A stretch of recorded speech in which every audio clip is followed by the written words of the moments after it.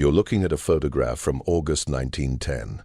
A young boy, about 7 years old, stands by himself in what looks like the front yard of a Victorian house. He wears a formal sailor suit and holds a big black umbrella, even though the picture was clearly taken on a bright sunny day. At first, it seems like a nice Edwardian portrait, a neatly dressed child posing seriously for the camera, as kids often did back then. But in 2024, when a historical photograph restorer digitally improved this image and zoomed in on details hidden by 114 years of wear and fading, she found something that made her contact the FBI right away. This was not simply a picture of a boy with an umbrella. It was the final photo ever taken of a child who disappeared 3 hours later and was never found again. If you want to learn what the restoration uncovered about this child's fate, why the photo held clues that police in 1910 overlooked completely, and how this picture solved a 114-year-old mystery, hit that like button and subscribe now. In March 2000, photograph conservator Dr. Linda Chen got an odd package at her studio in Portland, Oregon. Inside was a badly damaged photograph discovered during the demolition of an empty house in Salem, Massachusetts. The house at 412 Wickham Street had stood empty since 1952. As workers tore it down, they found a hidden space behind a fake wall in the basement. Inside that space was one photograph in a wooden frame, placed there on purpose. The photo showed a young boy around 7 years old, standing alone in front of a Victorian house. He had on a white sailor suit with a navy blue collar and held a large black umbrella. The picture was in poor shape, badly water damaged, very faded, full of spots and mold, but you could still make out the main scene. On the back in faint pencil was one line: Benjamin Ward, August 14th, 1910. Gone by sunset. God help us all. The demolition team reached out to local historians who recognized the house in the photo as the same one that once stood at 412 Wickham Street, the very place where the picture was hidden. Old records showed the Ward family lived there from 1905 to 1911. And that's when the historians came across newspaper stories. The Salem Daily Register, August 15th, 1910. Local child vanishes in broad daylight. 7-year-old Benjamin Ward, missing since Sunday afternoon. Police baffled by disappearance. The story said Benjamin Ward, age 7, disappeared on August 14th, 1910, sometime between 2 p.m. and 5 p.m. He was playing in the front yard of his family's home at 412 Wickham Street when he vanished. His mother, Alice Ward, told police she was inside cooking dinner. She looked out the window around 2:15 p.m. and saw Benjamin in the yard. When she called him in for supper at 5 p.m., he was gone. No witnesses, no cries, no signs of a fight, no trace of the boy. The Salem Daily Register, August 22nd, 1910. Search for missing boy continues. Week-long investigation yields no clues. Family offers $500 reward. Police checked the neighborhood, the woods, the nearby river. They talked to neighbors, strangers in the area, traveling salesmen passing through. They found nothing. Benjamin Ward had simply vanished. The Salem Daily Register, September 10th, 1910. Ward family departs. Salem parents of missing child leave home. We cannot bear to stay, mother says. 3 weeks after Benjamin disappeared, his parents left their house in Salem. They never came back. The house stayed empty for years, then rented to different people, and finally abandoned in the 1950s. Benjamin Ward was never found. The case stayed unsolved, and for 114 years, no one knew the Ward family had hidden a photograph in their basement before leaving. A photograph taken on the day Benjamin vanished, just hours before he disappeared. Dr. Chen was hired to restore the photograph so historians could examine it. The damage was bad. Water stains, heavy fading, lots of spots, tears, and lost emulsion hid much of the picture. The boy was visible, but fine details were almost gone. The restoration took 3 months. Dr. Chen used advanced digital tools, AI, to help remove damage, and high-resolution scans to bring back details lost for over a century. When she finally viewed the restored file and looked closely at high magnification, she saw things that chilled her. The photograph showed more than a little boy with an umbrella. It showed exactly what happened to Benjamin Ward. And it proved his disappearance was not what people thought. Because when Dr. Chen zoomed in on Benjamin's face, his hands, his clothes, the umbrella, the shadows, and the ground, she saw proof that had been impossible to see in the damaged original. Proof that Benjamin Ward knew what was about to happen to him. Proof that he left a message in this photograph, and proof that explained where he went when he vanished. In the damaged original, Benjamin's face was badly hidden by fading and watermarks. You could see the shape of a child and rough features, but his look was lost to wear. The restoration changed that. When Dr. Chen improved the face details, she found Benjamin was not staring at the camera with the usual serious blank look of Edwardian child photos. He was staring with complete terror. Chen called in Dr. Marcus Reed, a forensic psychologist who studies facial expressions in old photos and crime images. His review was upsetting. The eyes. Benjamin's eyes were wider than usual, showing lots of white above and below the irises, a clear sign of fear. His pupils were very large, like big dark spots, a body reaction to strong stress and fear. But most important, his eyes were not aimed at the camera lens. They looked a bit to the left of the camera, at whoever took the photo, with a look Dr. Reed called pleading. The eyebrows were raised and pulled together in the middle, making lines between them, the usual human sign of fear and pain. The mouth. Benjamin's mouth was not flat. It was a little open, lips apart and shaking, seen as a slight blur from the long exposure time. The corners of his mouth turned down. Most clearly, the muscles around his mouth and jaw showed tight strain. This was not a calm child posing for a picture. Overall, Dr. Reed's report said, this child shows every sign of sudden fear and deep distress. This is not usual worry about having a photo taken. This is a child in terror, trying hard to show that fear through his face, while forced to stay still for the camera. But when Dr. Chen looked at Benjamin's eyes under the highest zoom, she found the most shocking thing. In his large pupils, reflected on the shiny surface of his eyes, were two tiny images, reflections of whoever saint oohed behind the camera, taking the photo. Dr. Chen pulled out and improved these reflections with special forensic programs. The images were small and a bit twisted, but clear enough to recognize. Two people, two adults, standing next to each other behind the camera, both facing Benjamin. From the clothes, seen in the reflections, a woman's long dress and a man's suit. These were probably Benjamin's parents. Both were taking the photo together, standing near the camera. And from their positions in the reflections, they were not standing normally. They were placed on either side of something blocking it. Dr. Chen asked optical experts to study what the reflections showed about the scene behind the camera. Their answer: Benjamin's parents stood on either side of the front door to the house, blocking the way in. Benjamin was not being photographed in the yard just because it was a nice day for a portrait. He was being photographed in the yard because he was kept from going back inside. His parents were blocking the door. And his terrified look was not just random fear. It was the look of a child who knew he was kept outside for a reason. A child who knew something awful was coming. A child trying hard to tell anyone who might see this photo later, "They won't let me come inside. Please help me." Dr. Chen checked the date on the photo note, August 14th, 1910. No exact time given. But shadow angles showed it was taken in the early afternoon around 2 o'clock to 2:30 p.m. Benjamin was reported missing between 2:15 p.m., when his mother last saw him, and 5 p.m., when she called for dinner. This photo was taken minutes before he vanished, and his parents took it.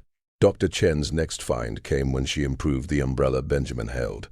The umbrella was big, adult-sized, black, way too large for a 7-year-old. Benjamin gripped it with both hands, and the restoration showed details about his hold that were hidden in the old version. The grip. Benjamin's small hands wrapped the handle so tightly his knuckles looked white, seen as lighter areas on his skin even in black and white. This was not a relaxed hold. This was a desperate grasp, like holding on for life. The position. The umbrella was not at his side casually. It was held right in front of his body, at chest level, almost like a shield. The way someone holds something to protect themselves. The umbrella's state. When Dr. Chen zoomed on the fabric, she saw something odd. The black material looked damaged, not from photo age, but real harm to the umbrella. In 1910, there were light streaks and spots on the black fabric. She sent high-resolution scans to textile expert Dr. Patricia Yamamoto, who studies fabrics in old photos. Dr. Yamamoto's report was scary. The streaks and marks on the umbrella fabric match contact with a harsh or bleaching chemical, maybe lye, chlorine, or another strong cleaner. The pattern suggests the umbrella was used to block splashes from such a substance or got contaminated by touching it. The damage looks fresh in the photo. These are not old marks, but new ones, likely from days or hours before the picture. Dr. Chen looked up what such chemicals were used for in 1910. Common home uses included strong cleaners for deep cleaning, disinfecting, or breaking down organic material. But something else about the umbrella disturbed Dr. Chen more. When she studied the shadow the umbrella made on the ground, she saw the shadow was wrong. It should have been a simple long oval from a closed umbrella, but the shadow had odd bulges and bumps along its length, as if something was wrapped around or tied to the umbrella shaft under the fabric. Dr. Chen asked a physics expert in shadow study. He agreed. The shadow shows something cylindrical or rope-like wrapped around the shaft, making those uneven bumps. Based on the shadow, I'd guess something about 1 to 2 inches thick, wound around multiple times. Dr. Chen zoomed on where Benjamin's hands held the umbrella. Under his fingers, barely seen, was something wrapped around the handle looking like rope or thick cord. And when she checked Benjamin's wrists in the improved image, she saw something that made her contact police right away. Faint, straight marks on both wrists, seen as slightly lighter lines on his skin, matching rope burns or binding marks. The marks were fresh, skin a bit scraped and red. Benjamin Ward held an umbrella touched by harsh chemicals, with rope wrapped around its shaft, and fresh rope marks on his wrists. This was not a fun prop for a nice photo. This was proof of what had been done to him, and what was coming next. Dr. Chen's most upsetting find came when she improved the ground where Benjamin stood. In the damaged original, the ground looked like a normal yard. Grass, some bare dirt, usual outdoor area. But the restoration showed something that did not belong. The grounds looked, when enhanced, the soil around Benjamin's feet appeared freshly moved, while the rest of the yard looked normal.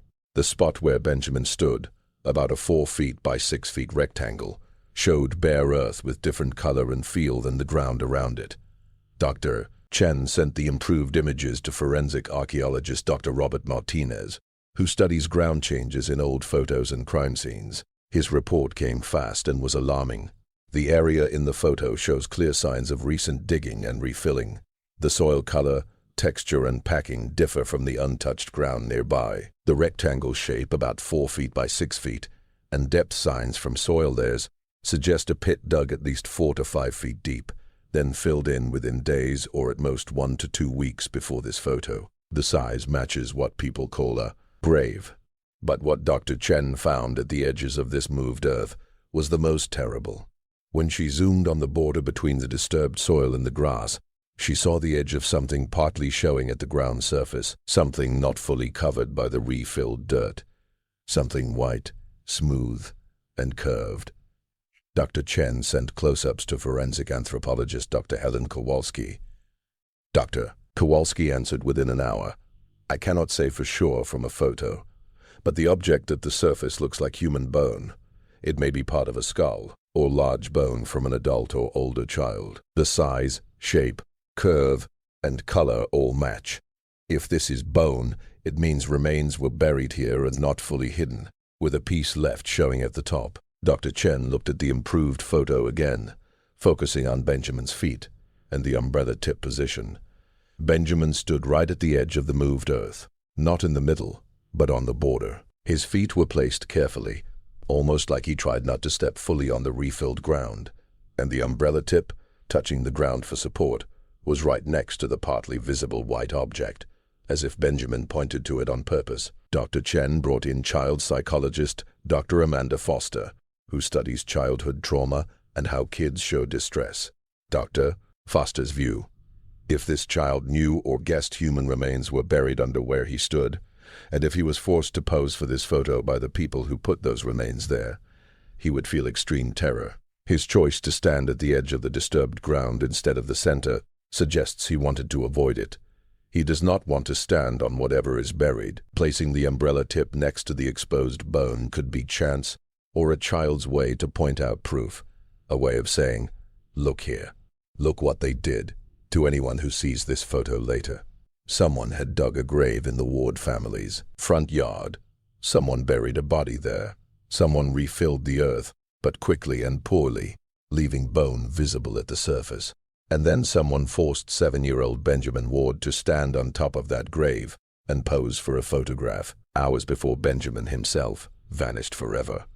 Dr. Chen put all her findings together and contacted the FBI's cold case unit and Salem police. Detective James Morrison took the case. Detective Morrison looked at the original 1910 files and found something hidden in records for 114 years. The Ward family had not always had 3 members. Birth records showed Alice and Thomas Ward had 2 children, Benjamin, born 1903, and older daughter Margaret, born 1819. But the 1910 census listed only 3 in the household: Thomas, Alice, and Benjamin. Margaret Ward was missing from the 1910 census. Detective Morrison found a death certificate from July 1910, 1 month before Benjamin vanished. Margaret Louise Ward, age 11, died July 8, 1910. Cause: acute respiratory failure from influenza. Dr. Howard Mills. Burial: family plot, Green Lawn Cemetery. But when Detective Morrison checked with Green Lawn Cemetery for burial records, he got a shock. No Margaret Ward was buried there. No Ward family plot. No burial recorded in July 1910 matching her. The death certificate was real, but no burial happened. Detective Morrison got a court order to dig at 412 Wickham Street. Using ground-penetrating radar, forensic experts found an odd spot in the front yard, exactly where Benjamin stood in the photo. They dug carefully. At 4 feet down, they found human remains. A female child about 10 to 12 years old, buried in a rough grave. Tests showed the remains were about 114 years old, matching burial in 1910. Cause of death: blunt force trauma to the skull. Many breaks from repeated hits with a heavy object. This was not death from flu. This was murder. Margaret Ward did not die from sickness. She was beaten to death and buried in the front yard of her family's home. Her parents got a fake death certificate, said she was buried in a cemetery, and told no one the truth. And 7-year-old Benjamin had seen what happened to his sister. Detective Morrison found one more paper in the Ward family's old files, a letter from Alice Ward to her sister, dated August 13, 1910, 1 day before Benjamin's photo. "Dear sister, Thomas insists we must deal with Benjamin as we dealt with Margaret. The boy saw everything. He knows what happened to his sister, and he has threatened to tell. We cannot risk it. Thomas says we have no choice. I have prayed but got no answer. Tomorrow we will do what must be done. God forgive us. Please burn this letter. Your sister Alice." The letter was not burned. It was kept hidden as proof of their plan. On August 14, 1910, Benjamin Ward was forced to stand on his murdered sister's grave while his parents took his photo. The umbrella with chemical stains, likely from cleaners used to wash blood evidence. The rope around the umbrella shaft, probably the rope to bind him. The marks on his wrists, proof he had been tied once already. The photo was taken around 2 p.m. sometime between then and 5 p.m. Thomas and Alice Ward killed their 7-year-old son, likely the same way they killed their daughter, and buried him somewhere. They hid the photograph in the basement because it was proof of their crime. Then they left Salem and vanished. Benjamin Ward's remains have never been found.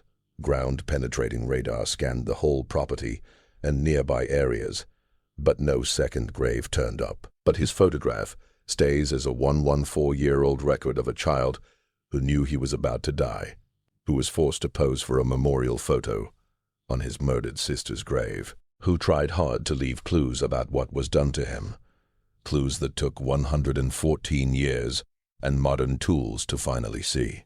That photograph from 1910 was not a sweet portrait of a little boy with an umbrella. It was a crime scene photo taken by the killers themselves. It was a child's last desperate try to show his fear. It was proof hidden in plain view for 114 years. Benjamin Ward stood on his sister's grave, held an umbrella with evidence on it, showed marks of being tied on his wrists, and stared at the camera with pure terror. 3 hours later, he was dead. His parents killed both their children and escaped justice for over a century, until modern technology finally showed what Benjamin tried so hard to tell us. Look what they did to my sister. Look what they're about to do to me.